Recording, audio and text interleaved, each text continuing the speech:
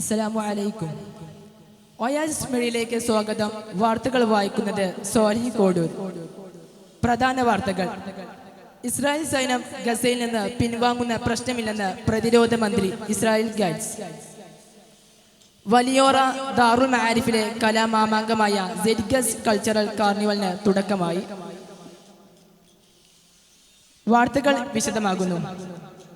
ഗസയിലേക്കാണ് നിങ്ങളുടെ ശ്രദ്ധ കൊണ്ടുപോകുന്നത്. ഇസ്രായേൽ സൈന്യം ഗസയിൽ നിന്ന് പിൻവാങ്ങുന്ന പ്രശ്നമില്ലെന്ന് പ്രതിരോധ മന്ത്രി ഇസ്രായേൽ ഗാറ്റ്സ്. US പ്രസിഡന്റ് ഡൊണാൾഡ് ട്രംപിന്റെ പദ്ധതി എന്ത് തന്നെ ആയാലും ഗസക്കുള്ളിൽ ശക്തമായ സൈനിക സാന്നിധ്യം ഉണ്ടാകുമെന്ന് ഇസ്രായേൽ മന്ത്രി പറഞ്ഞു. ഇതോടെ രണ്ടാം ഘട്ട വെടിനിർത്തൽ നീക്കം കൂടുതൽ പ്രതിസന്ധിയായിരിക്കുകയാണ്. ഗസയിൽ ഇസ്രായേൽ നടത്തിയ ആക്രമണത്തിൽ ഒരു ഫലസ്തീനി കൊല്ലപ്പെട്ടു.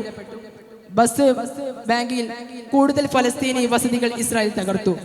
ഇറാൻ നടത്തുന്ന ഏതോ നീക്കവും ശക്തമായി നേടുമെന്ന് ഇസ്രായേൽ പ്രധാനമന്ത്രി ബെന്യാമിൻ നെതന്യാഹു അറിയിച്ചു.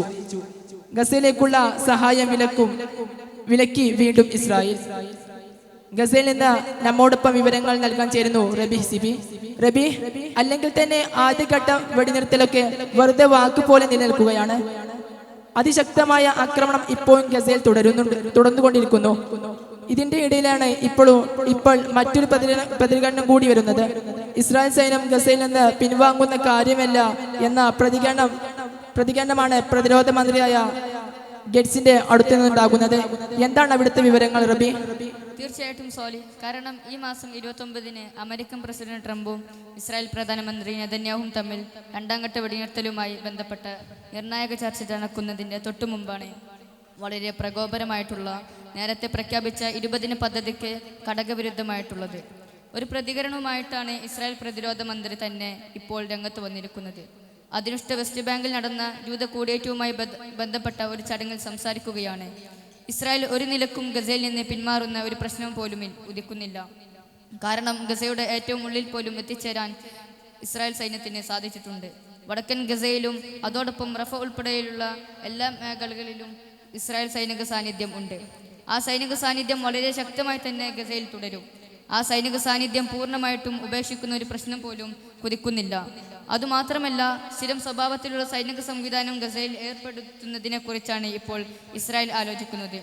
അതുകൊണ്ട് അന്തർദേശീയ സൈന്യത്തെ ഭിന്നയിക്കാൻ പോലും ഇസ്രായേൽ സൈനിക സാന്നിധ്യവും അതിൻ്റേതായിട്ടുള്ള സ്വാധീനവും തന്നെയായിരിക്കും ഇനി അങ്ങോട്ടും ഗസയിൽ ഉണ്ടാകുക.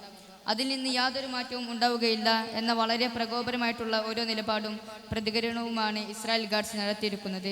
ഇത് അമേരിക്കയെ വലിയ തോതിൽ തന്നെ ഞെട്ടിച്ചു എന്നാണ് അമേരിക്കൻ മാധ്യമ റിപ്പോർട്ടുകൾ വ്യക്തമാക്കുന്നത്. ഓക്കെ, റബി സിബി ആയിരുന്നു ഗസയിൽ നിന്നുള്ള വാർത്തകൾ പങ്കുവച്ചത്. മറ്റൊരു വാർത്തയിലേക്കാണ് നമ്മൾ പോകുന്നത്. വലിയോറ ദാറുൽ മആരിഫിലെ വിദ്യാർത്ഥികളുടെ കലാ കായിക സാംസ്കാരിക മേളയ്ക്ക് ഇന്ന് തുടക്കമായി. കൈറി എന്ന സെയ്ഗസ്റ്റിന്റെ 12ാം എഡിഷനാണ് മആരിഫിന്റെ അങ്കണം സാക്ഷിയാകുന്നത്. 12ാം വർഷത്തിലേക്ക് കടക്കുമ്പോൾ നിരവധി അതുല്യ പ്രതിഭകളെയാണ് സെയ്ഗസ്റ്റിലൂടെ വാർത്തെടുത്തിട്ടുള്ളത്. കൂടുതൽ വിശദാംശങ്ങളുമായി നമ്മോടൊപ്പം ഒയാസ് മീഡിയയിൽ നിന്നുള്ള ഉവൈസ് ചേരുന്നു. ഉവൈസ്, കേൾക്കുന്നുണ്ടോ? സോലിഹ്, കേൾക്കുന്നുണ്ട്. ഞാനിപ്പോൾ നിൽക്കുന്നത് വേങ്ങര സെയ്ഗഡ് നഗറിലാണ്.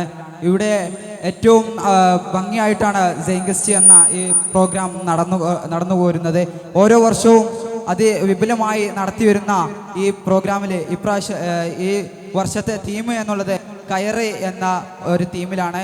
ഈ പ്രോഗ്രാമിൻ്റെ പ്രാധാന്യം നാം എടുത്തു നോക്കുകയാണെങ്കിൽ നമുക്ക് മനസ്സിലാകും. സാഹിത്യത്തെയും കലയെയും തച്ചു തകർക്കുന്ന ഈ കാലഘട്ടത്തിൽ ഇസ്ലാമിക സ്ഥാപനമായ ഇസ്ലാമിക സ്ഥാപനമായ ജാമിയ ദാറുൽ മആരിഫ് ഈ സെയ്ഗസ്റ്റ് എന്ന പ്രോഗ്രാം അതിവിപുലമായി നടത്തുന്നത് സമൂഹത്തിനും ഉന്നമനത്തിനുമെല്ലാം വളരെയധികം ഉപകാരപ്രദമായ ഒന്നാണ്.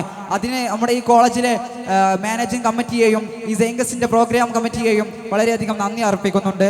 സമൂഹത്തിൻ്റെ പേരിൽ ഞാൻ നന്ദി അർപ്പിക്കുന്നു. പിന്നെ ഈ സെയ്ഗസ്റ്റ് എന്ന പ്രോഗ്രാമിൽ 3 ടീമുകളായിട്ട് വളരെയധികം വാശിയോടുകൂടെ ഈ സെയ്ഗസ്റ്റ് എന്ന പ്രോഗ്രാം 2 മാസമായി നടന്നു വരികയാണ്. അതിൻ്റെ അവസാന ഘട്ടത്തിലാണ് ഇപ്പോൾ നിൽക്കുന്നത്. ഈ നാളെയും ഇന്നും കഴിഞ്ഞ ദിവസവുമായിട്ടാണ് ഈ പ്രോഗ്രാം നടക്കുന്നത്. നാളെയാണ് ഇതിൻ്റെ അവസാന സമയം. ഇതിൽ നമുക്ക് മനസ്സിലാക്കാൻ സാധിക്കുന്നത് ഓരോ വിദ്യാർത്ഥികളെയും മുഖത്തേക്ക് നാം നോക്കുമ്പോൾ തന്നെ മനസ്സിലാകാം ഈ പ്രോഗ്രാമിന്റെ ഒരു വാശിയും വീറും നമുക്ക് മനസ്സിലാക്കുന്നുണ്ട് സ്വാലിഹ്. ഓക്കെ, വൈസ് പാണ്ഡികശാലയാണ് നമ്മോടൊപ്പം വിവരങ്ങൾ നൽകിയത്. വാർത്തകൾ വിശദമാക്കുകയാണ്. നന്ദി, നമസ്കാരം. അസ്സലാമു അലൈക്കും വറഹ്മത്തുള്ളാഹി തആല വബറകാതുഹു.